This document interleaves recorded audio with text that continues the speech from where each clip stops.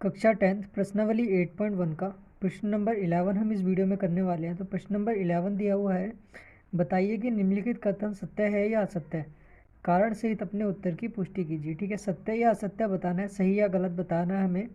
ठीक है, और साथ में हमें इसका कारण बताना है कि ये सत्य है तो क्यों है और असत्य है तो क्यों है। ठीक है, तो पहला वाला क्वेश्चन हमें दिया हुआ है कि tan a का मान सदैव 1 से कम होता है। दोस्तों, ट्रिग्नोमेट्री की टेबल आपने पढ़ी होगी। जो ट्रिग्नोमेट्री की टेबल होती है उसमें हमारे पास tan, ठीक है, tan 45 का जो मान होता है 45 डिग्री का, वो कितना होता है, वो 1 होता है। ठीक है, और tan 30 का जो मान होता है, सॉरी tan 60 का जो मान होता है वो क्या होता है, वो √3 होता है। और √3 का जो मान होता है उसको हम बोलते हैं 1.732। मतलब इन्होंने बोला है कि सदैव 1 से कम होता है, मतलब हम एक भी नहीं होगा, है ना, 1 से कम होगा। तो इनके कहने का मतलब है कि एक भी नहीं आना चाहिए, है ना, 1 से कम आना चाहिए, लेकिन हमारा एक भी आ रहा है। और tan 60 का मान जो होता है √3, उसका मान क्या है, वो 1 से ज़्यादा है, 1.732, ये 1 से ज़्यादा है। तो ये क्या हो जाएगा, ये असत्य हो जाएगा, है ना। तो यहाँ पर हम लिख देंगे पहले वाले पार्ट में असत्य, और इसका कारण लिख देंगे क्योंकि tan 45 और tan 45 का मान 1 और tan 60 का मान 1 से ज़्यादा होता है। ठीक है, तो पहले वाले का ये कारण हो जाएगा। दूसरा हमें दिया है कोण ए के किसी मान के लिए sec a बराबर 12/5 है। ठीक है, तो इससे पहले हमें जानना पड़ेगा कि 12/5 को हम अगर समकोण त्रिभुज में लिखेंगे तो क्या लिख सकते हैं। तो हम शुरू से पढ़ते आए हैं कि लाल बट्टे कक्का हम पढ़ते आए हैं। लाल बट्टे कक्का का मतलब पहला वाला जो पार्ट होता है वो होता है साइन का, दूसरा होता है कॉस का, और ये जो तीसरा वाला पार्ट होता है ये होता है टेन का। और साइन का उल्टा होता है कॉसेक, इसको नीचे की साइड लिखा जाता है। कॉस का उल्टा होता है सेक, और टेन का उल्टा होता है कॉट। मतलब हम साइन को बोलते हैं लंब बट्टा कर्ण, कॉस को आधार बट्टा कर्ण, टेन को लंब बट्टा आधार। यहाँ क्या दिया है, सेक दिया है। तो सेक का मतलब है कि कॉस का उल्टा कर दो। कॉस क्या होता है, आधार बट्टा कर्ण, तो हो जाएगा कर्ण बट्टा आधार। तो इसका मतलब है कि 12 जो है वो कर्ण है और आधार क्या है, वो 5 है।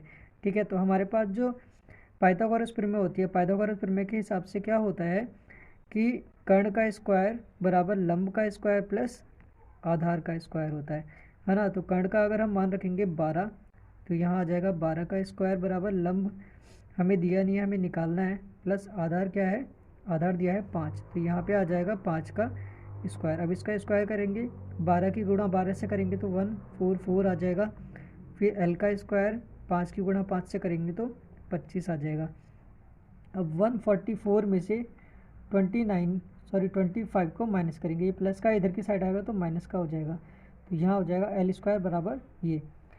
अब 14 में से अगर 5 माइनस करेंगे तो ये आएगा 9, यहाँ बचा 3, 3 में से 2 माइनस करेंगे तो 1 आएगा। ठीक है, और 1 है यहाँ पर, तो यहाँ पर क्या है, स्क्वायर, स्क्वायर अगर इधर की साइड में जाएगा तो ये रूट बन जाएगा। तो एल का मान क्या हो जाएगा, √119, और ये पॉइंट में 10 पॉइंट कुछ करके आएगा, है ना। तो इसका मतलब है कि ये क्या है, ये जो है ये, ठीक है, ये कर्ण से छोटा है। कर्ण क्या है 12, और आधार क्या है 5, और लंब क्या है 10।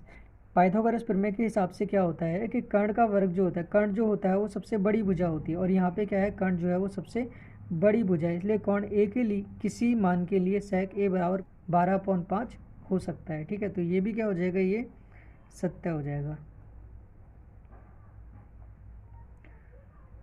और इसका कारण हम लिखेंगे क्योंकि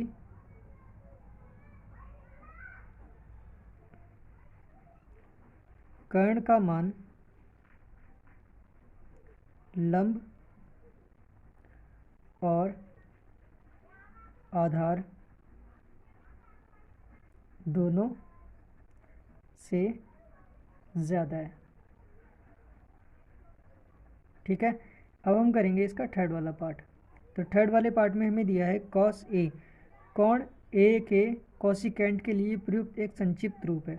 ठीक है, कोण ए के, तो यहाँ पे क्या है, कॉस ए है। तो कॉस जो होता है वो किसका संक्षिप्त रूप होता है, कॉस जो होता है वो कोसाइन का संक्षिप्त रूप होता है। ठीक है, जैसे यहाँ पर हमें देखो ये दिए हुए संक्षिप्त रूप होते हैं। साइन को हम बोलते हैं साइन, इसमें ई लग जाता है आगे, कॉस को कोसाइन बोलते हैं। tan का टेंजेंट होता है, cosec का कोसिकेंट होता है, ठीक है। तो ये क्या है, ये cosec का संक्षिप्त रूप है, ये cos का संक्षिप्त रूप नहीं है ना। तो इसी तरह से sec का सिकेंट और cot का कोटेंजेंट होता है, इसलिए हम यहाँ पर लिखेंगे असत्य, ठीक है, असत्य लिखेंगे। और इसका कारण लिखेंगे क्योंकि cos ए कोण ए के कोसाइन के लिए एक संक्षिप्त रूप होता है ना। कॉस किसके लिए होता है, कोसाइन के लिए होता है, कोसाइन के लिए संक्षिप्त रूप होता है।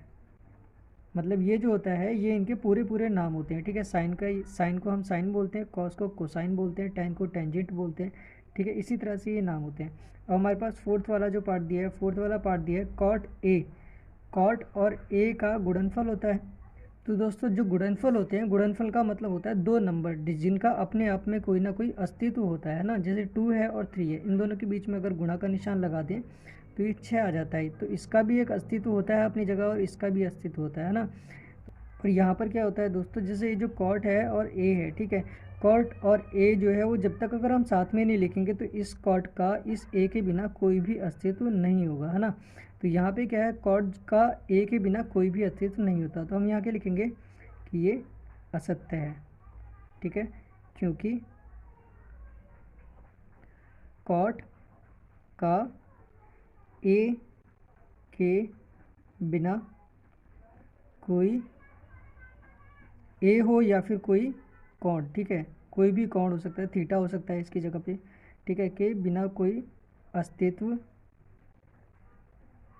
नहीं होता, ठीक है। इसके साथ में ये होना ज़रूरी है, कोई भी थीटा होना ज़रूरी है, वरना कॉट साइन बिना थीटा के इनका कोई भी मान नहीं होता। अब देखते हैं पाँचवा वाला पार्ट। पाँचवें पार्ट में हमें क्या दिया है, किसी भी कोण थीटा के लिए साइन थीटा बराबर 4/3 हो सकता है या नहीं हो सकता, है ना। पाँच वाला पार्ट, तो साइन क्या होता है, देखो साइन होता है लंब बट्टा कर्ण। तो यहाँ क्या आ जाएगा, लंब बट्टा कर्ण। और कर्ण जो होती है वो इसकी सबसे लंबी रेखा होती है।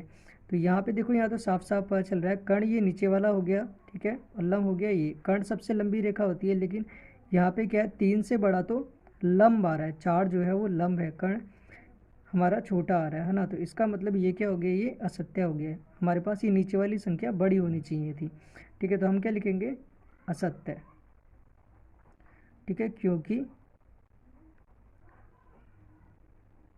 कर्ण का मान लंब से कम है,